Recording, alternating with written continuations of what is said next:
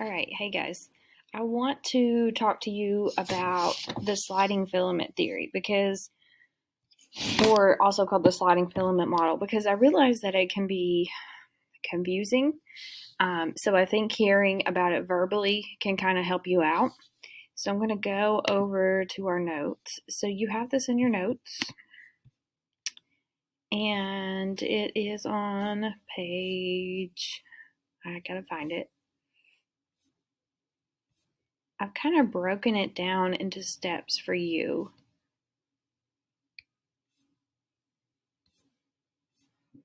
Let me get there.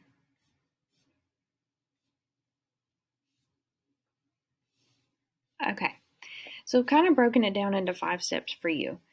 So the sliding filament model basically is telling us everything that it takes for a single muscle contraction. Okay, so it looks kind of confusing, but once you kind of recognize and memorize these 5 steps, it kind of makes more sense.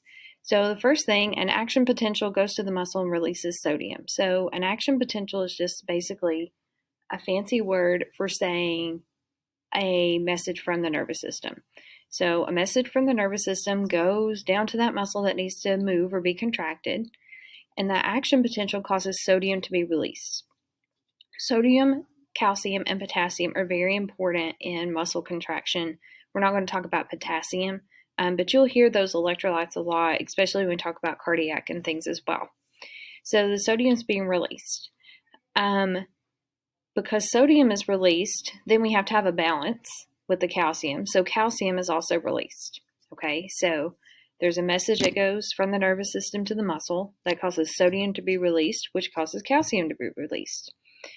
The calcium is binded to something called tropomyosin.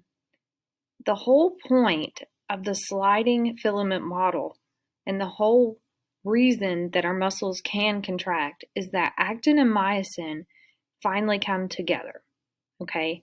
But in order to do that, there are a few different reactions that have to happen. So that's what we're talking about. So tropomyosin is initially binded to myosin, okay? But because of that calcium being released, that tropomyosin binds to the calcium and it frees up the myosin, okay? So remember, myosin and actin need to be together. So we're starting that process. So after the myosin is free, it binds to ADP, which is ATP. If you don't know what ATP is, that's energy.